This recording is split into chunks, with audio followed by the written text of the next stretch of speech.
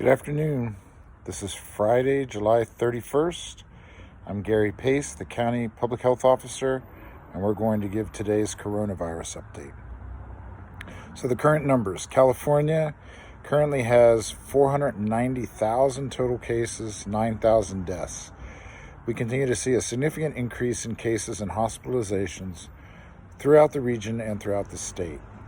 The COVID-related death rate in California has been hitting record highs over the last few days, over 100, even over 150 on some days. Many of these are in nursing homes. Both Mendo and Sonoma counties are having a significant rise in cases. Lake is at a higher level than previously with 195 total cases. 21 are currently active.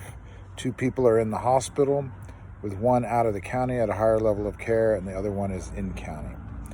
Our variance metrics are still below the line that would land us on the state watch list that leads to more restrictions.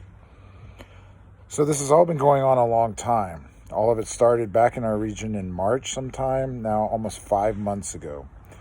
Things have changed a lot since before COVID came into our lives. The economy is in a massive decline. Most schools are closed. A lot of our usual activities have been stopped, and we don't really know what to expect in the coming months. Also, fire season is just around the corner, and flu season is awaiting us in the fall. At this point, it looks like we will be dealing with COVID and all of the changes it has caused for quite some time.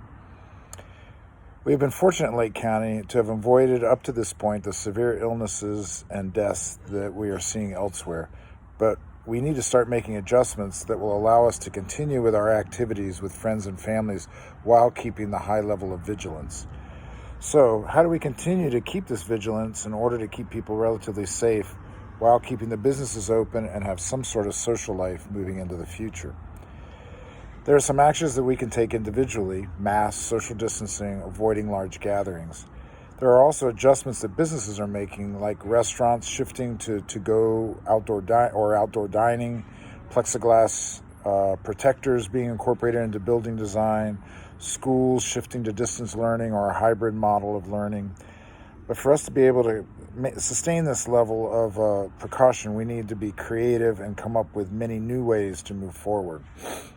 Our immediate goal is to keep the number of cases down and to keep off of the state's watch list, thus allowing us some flexibility and local control.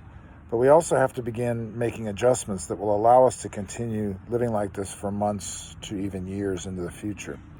Some of the things that have been canceled recently will need to be resumed, but in a safer manner. Examples that have come to my attention include supporting family visits for people residing in nursing homes, resuming AA and NA meetings that have been canceled due to church closures, bringing back some of the children's sports and other activities that have been postponed during the summer. Let's bring our collective creativity into focus in ways that we can resume the necessary activities in a safe manner, basically socially distant, masked, and in small groups only. So if you can do your part, maybe we'll still be able to keep the numbers down and keep people out of the hospital while also keeping the businesses and social activities going to some extent. Thank you for your cooperation.